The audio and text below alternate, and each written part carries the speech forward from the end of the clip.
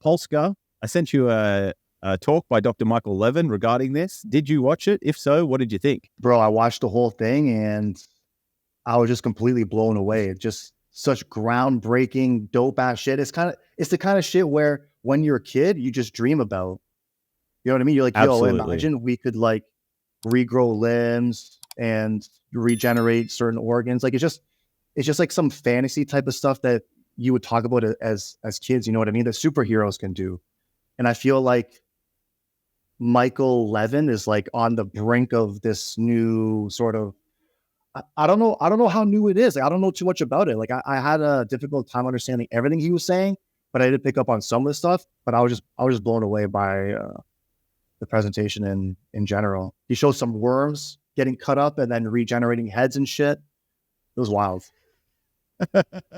Yeah, it was a fantastic presentation. How close is he, or how long has this been around? Well, some organisms have found the ability to do this and have been doing it for a very long time, like those planaria, those worms that you mentioned that he cut up, so they can regenerate. But historically, we haven't been able to regenerate. And so what he sort of uncovered or discovered is this cellular intelligence, this bioelectric field that's sort of helps cells to know what they should do and sort of know what they should be, in a sense. And he's essentially found ways to not hack it, but to utilize it to get things to regenerate that otherwise wouldn't or shouldn't regenerate. They have a whole bunch of really interesting like presentations about all this stuff, but essentially what they're leveraging is this bioelectric field, and they use ion channel modulators to augment and adjust these bioelectric fields at a cellular level or at a bioelectric level that sort of influences the growth of cells. And so it is what I would call future medicine, right? Like this is the future of medicine, and it's pretty damn amazing. Like this is the sort of stuff that will lead to, like what you said, regeneration, being able to grow a limb, but not just like regrow a limb that you already had. This opens the door to regrow things that you didn't have or in different ways. So like you could grow like a really big arm, or you could grow an arm that has a different kind of structure, or more fingers or less fingers, or a huge cock. Just grow this massive cock over like, yeah. Right. You are not the first person that I've mentioned these things to, and that was their only response. Yo, fuck yeah. That's what I'd be getting. Like, yo, so Doc, can we add like a couple inches of girth and length to this puppy? You know what I mean? But it would get crazy. Like people would just they would just want bigger and bigger and bigger dicks. And then suddenly the dicks would be so fucking big that you would have to get like pants, like custom made pants to put over your cock. You know, people would take it that far, guy. You know what I mean? Like they would just stop at a couple of inches. Look at bodybuilding. Look at the different mechanisms people have of augmenting their bodies. Yes, there will always be a certain percentage of people that want to take things to an extreme. That's going to be interesting to see. A couple of my buddies that I was talking to about this, guys I go motorbike riding with, they are saying the same thing, and literally the first thing they said was, "Does that mean you could get a bigger cock?" That just means we all have small dicks. Or yeah, I don't know what it says, but yeah, very funny indeed. Okay, so in the serious side of things, I've got the papers up, which I can screen share in a second. We'll have the papers linked in the show notes, or the main paper that we'll be discussing today in the show notes.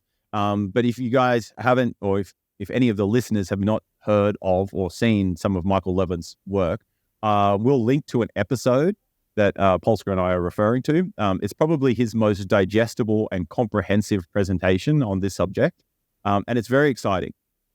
I just want to make a note too that Michael Levin also has, that's publicly available, a database of these ion channel modulators and their interactions. And so you can play around with this stuff as well. So yeah, it's very interesting. He's doing some groundbreaking stuff. Like they've been able to regrow legs on frogs and a whole bunch of other things. Just bonkers stuff. So this is future medicine, essentially. So I'm just going to quickly, I'm just going to pull up this article and I'm just going to read. I won't screen share it just yet, but I'm just going to read the title. So the title of the paper is Future Medicine, From Molecular Pathways to Collective Intelligence of the Body. So the remarkable anatomical homeostasis exhibited by complex living organisms suggests that they are inherently reprogrammable information processing systems that offer numerous interfaces to their physiological and anatomical problem-solving capabilities. We briefly reviewed data suggesting that the multi-scale competency of living forms affords a new path for biomedicine that exploits the innate collective intelligence of tissues and organs. The concept of tissue-level allostatic goal-directedness is already bearing fruit in clinical practice. We sketch a roadmap towards somatic psychiatry by using advances in bioelectricity and behavioral neuroscience to design methods that induce self-repair of structure and function, relaxing the assumption that cellular control mechanisms are static. Exploiting powerful concepts from cybernetics, behavioral science, and developmental biology may spark definitive solutions to current biomedical challenges. That is just like a profound introduction to a paper. I'm just blown away by this whole thing. And the anti-aging application as well is dope, where you can basically live forever and not age with this technology as well, right? It's not only for limb regeneration and organ regeneration, but it's basically also to cells. Cellular. Yeah, exactly. Where you could not be invincible, but well, actually maybe. Pretty close. Yeah.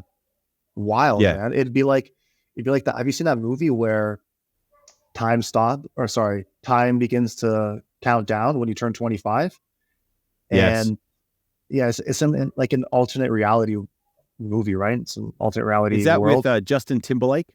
Yeah. But the only way you could get more time is by having more money. Yeah, exactly. Yeah, time was kind of used as a currency, I believe. But yeah, I guess it'd be not like that, but you could just stop aging at the age of 25 with this technology if you so choose to, all right? Yeah. What about reverse aging? Yes. So apparently, and so I've heard this made a few times, and it's been noted in the papers that there is a memory inherent in the cells, so to speak. So we used to think it was all in the DNA, but apparently it's not. And so apparently you can turn the cell's age or the cellular age back to whatever time you sort of want using these bioelectrics. I don't feel like it's getting enough recognition, this field. I feel like this should be something a lot bigger, because you listen to the talk with Michael Levin and it doesn't have that many views. Like I realize he just posted it, but you would think it'd be something that would get a lot more attention. You know what I mean? You would think, but lots of people are busy doing what they already do. Not many people have a huge amount of time to be off exploring, like most people are in that exploit, like they're stuck with the day-to-day, so to speak. And I think that if you first heard this, you'd probably just go bullshit. You know what I mean? Like this is something that's been claimed many times, so to speak. But now we're getting into the time or the progress or technological advancement in our society where this is actually becoming, real, so to speak. And his work has shown that it is. It's crazy what he's shown with these preliminary studies and the work that they've been doing. But I think it's easier for most people to just be like, yeah, bullshit, because it would take a lot of time and effort and, changing your belief structures to think about this in this way.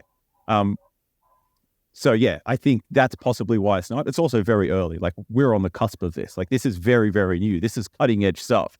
So I think that's also why it might not be as popular or as well known. Do you think his approach has been different from others in the past? Because it seems like his whole hypothesis or his whole approach saying that it's a communication issue, it's a cell-to-cell communication issue, and like every part of your body sort of has like a memory, and you just have to understand how to stimulate different parts of it in order for it to, have this cascade effect. that I think that that's a unique approach that he's taken, if I'm not mistaken. Whereas before, people were looking at genes, like genes only, and trying to sort of manipulate genes. And I guess like that's not exactly what his approach is. So his approach is novel. It absolutely is. When you compare it to what's previously been done in the mainstream, so to speak.